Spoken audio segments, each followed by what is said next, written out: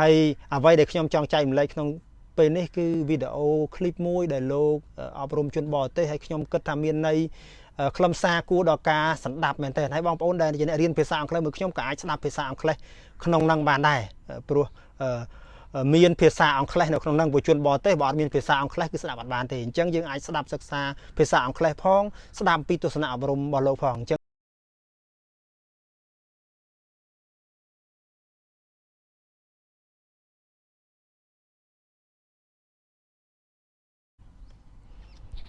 បាទជំរាបសួរហើយនឹងសួស្តីបងប្អូនទាំងអស់គ្នាបាទពីក្លឹបភាសាថ្ងៃនេះខ្ញុំក៏អត់បានរៀបជាមេរៀនបង្រៀនភាសាអង់គ្លេសអីដែរក៏ប៉ុន្តែមកអង្គុយស្រាវជ្រាវក៏បានជួបវីដេអូមួយដែលគួរឲ្យចាប់ចិត្តមែនទែនគឺតកតងទៅនឹងដេចគុណធម្មវនវាស័យព្រះធម្មវនវាស័យព្រះជាគណៈថ្នាក់កតយុហ្នឹងលោកអប់រំទូមានដល់ជនបរទេសពិតជាគួរឲ្យស្ងើចសរសើរមែនទែនតែម្ដងបងប្អូនមិនត្រឹមតែជនជាតិខ្មែរយើងទេដែលទៅគោរពបូជាលោកមានទាំងជនបរទេសដែលឮពីប្រកាសនាមរបស់លោកហើយទៅថ្វាយបង្គំទៅសុំអវាទពីលោកទៀតពិតជាគួរឲ្យស្ងើចសរសើរនិងគួរឲ្យជ្រះថ្លាក្រៃលែងមែនទែនហើយសម្រាប់អ្វីដែលលោកអប់រំទូមានដល់ជនបរទេសម្នាក់នោះបងប្អូនគឺថាគួរឲ្យស្ងើចសរសើរនៅភាពឆ្លៀសវៃរបស់លោកមែនទែនលោកអាចយកនៅទស្សនៈអប់រំបែបពុទ្ធសាសនាមកអប់រំជនជាតិបរទេសមួយរូបបានផ្សារភ្ជាប់ជាមួយនឹង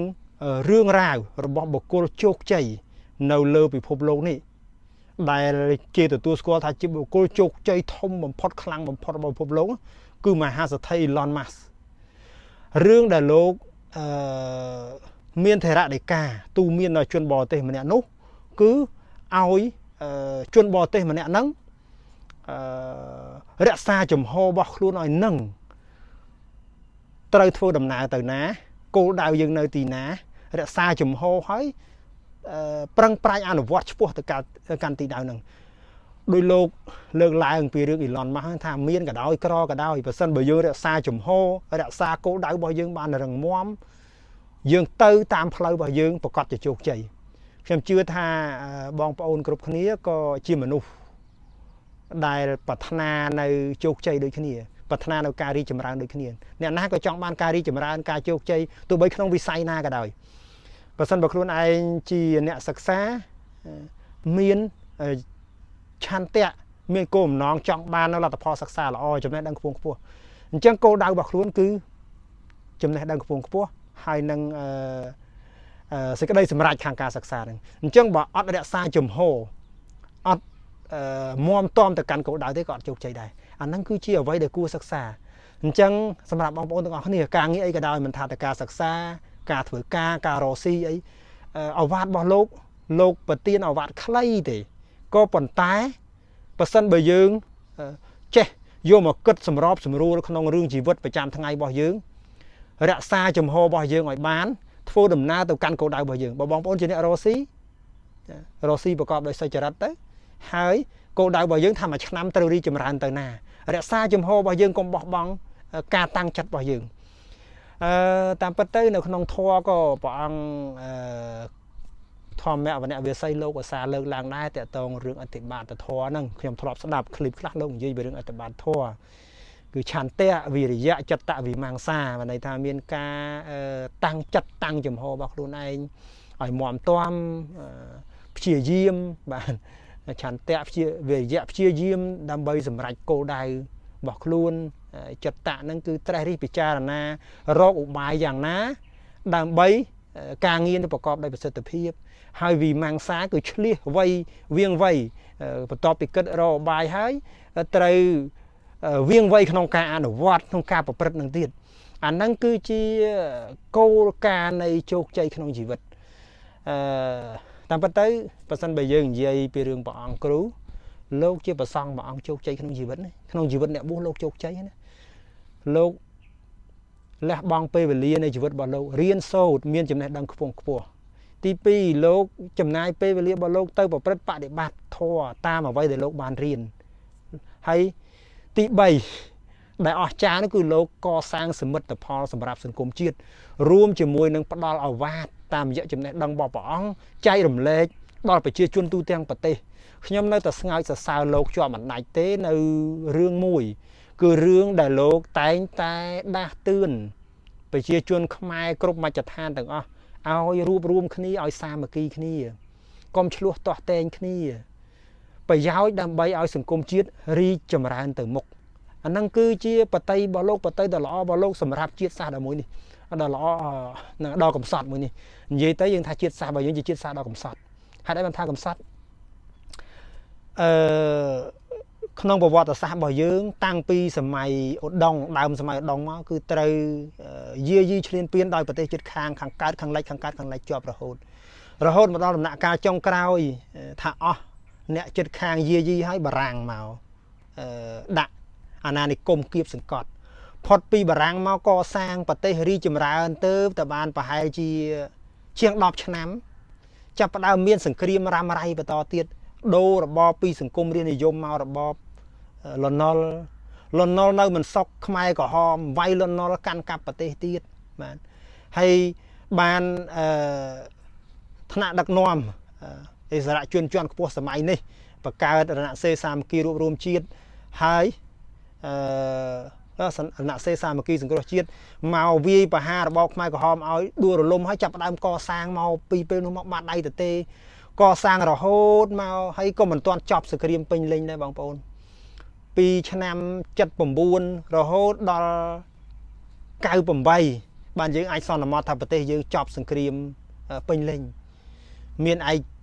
ករាជ្យពេញលេញចាប់ពីឆ្នាំ98មកដល់ឥឡូវប្រហែលឆ្នាំបងប្អូនទៅបាន20ឆ្នាំ25ឆ្នាំទេអញ្ចឹងជាតិសាសន៍យើងទៅអភិវឌ្ឍក្រោយគេក្នុងរយៈពេលយើងថា25ឆ្នាំចុងក្រោយហ្នឹងទេអញ្ចឹងពិតជាកំសត់មែនប្រទេសយើងបើសិនបើខ្មែរយើងនៅតែបន្តវប្បធម៌ឆ្លោះប្រកែកបែកបាក់តែគ្នាឯងខ្វះខាតសាមគ្គីក្នុងរង្វង់ជនជាតិខ្មែរប្រទេសយើងគឺអត់អាចដើរទាន់អរិយប្រទេសនានាឬក៏ប្រទេសជិតខាងយើងទេយើងមិនបាច់ទៅប្រៀបធៀបណាទេយើងប្រៀបធៀបទៅជិតខាងថៃហើយនិងវៀតណាមក៏គេលូតលាស់លឿនជាងយើងដែរយើងមិនបាច់និយាយប្រទេសឡាវទេតែតាមពិតប្រទេសឡាវក៏មានចំណុចខ្លះដែលគេទៅលើយើងដែរក៏ប៉ុន្តែជាលក្ខណៈទូទៅគេនៅក្រោមយើងទេអញ្ចឹងសម្រាប់ទស្សនៈអប់រំរបស់លោកបងប្អូនស្ដាប់ហើយពិចារណាជាពិសេសគឺខ្ញុំជំរុញលើកទឹកចិត្តឲ្យធ្វើរឿងមួយគឺឯកភាពគ្នារួបរวมគ្នាកុំឆ្លោះប្រកែកទាស់តែងគ្នាទោះបីទស្សនៈយើងផ្ទុយគ្នាក៏ដោយហើយអ្វីដែលខ្ញុំចង់ចែកម្លែកក្នុងពេលនេះគឺវីដេអូឃ្លីបមួយដែលលោកអប់រំជនបរទេសហើយខ្ញុំគិតថាមានន័យខ្លឹមសារគួរដល់ការស្ដាប់មែនទែនហើយបងប្អូនដែលជាអ្នករៀនភាសាអង់គ្លេសមួយខ្ញុំក៏អាចស្ដាប់ភាសាអង់គ្លេសក្នុងនឹងបានដែរព្រោះមានភាសាអង់គ្លេសនៅក្នុងនឹងពលជនបរទេសបើអត់មានភាសាអង់គ្លេសគឺស្ដាប់អត់បានទេអញ្ចឹងយើងអាចស្ដាប់សិក្សាភាសាអង់គ្លេសផងស្ដាប់ពីទស្សនៈអប់រំរបស់លោកផងអញ្ចឹងអញ្ជើញចូលរួមស្ដាប់ដូចគ្នាបាទសូមអរគុណ Any advice for me? I live abroad, live and different culture, different people. You give me any advice? គាត់ចង់សុំ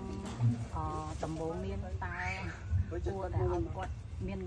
ដោយគុណអាចផ្ដល់ដំបូងមានអ្វីដែលល្អចំពោះគាត់ជាជនបរទេសដែលរស់នៅក្នុងប្រទេសដែលគាត់អត់ស្គាល់ពី culture វប្បធម៌អីទាំងអស់អញ្ចឹងទី1 first រក្សាគោលជំហរ you keep your stand ត្រូវទទួលយកអ្វីដែលប្រទេសនោះមាន accept what that country have វាជាប្រពៃណីតាំងតែពីបុរាណ that is traditional long time in the ក្នុងនាមយើងជាមនុស្សដូចគ្នា as a human មិនគួរប្រកាន់ជាតិសាសន៍ don't mind what religion and culture don't ឲ្យ mind តែតាំងចិត្តថាសិក្សា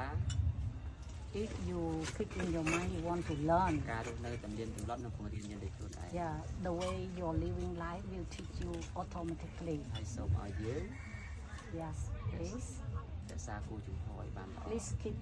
keep your goal what you want to do you never change not let anyone change you here and there just go ទោះស្ថិតក្នុងលក្ខណៈណាក៏ in ដោយ any circumstance or situation never let anyone change your dream change your goal ឧបសគ្គនឹងរីករាយ yeah in you meet all trouble or any unpleasant thing also keep happy ក៏យើងនៅតែរក្សាគោលចំហយើងឲ្យបាន keep straight never here and there wrong បែប way ហ្នឹងទើបជោគជ័យ this one is make you successful Elon Musk Elon Musk ទូគាត់ក្រ Elon Musk when he rich or poor គាត់នៅតែរក្សាគោលចំហ he still keeps straight ជោគជ័យណាស់ yeah successful Thank you so much. Nice to meet you. I heard about you a lot, so I want to meet you. I want to see you.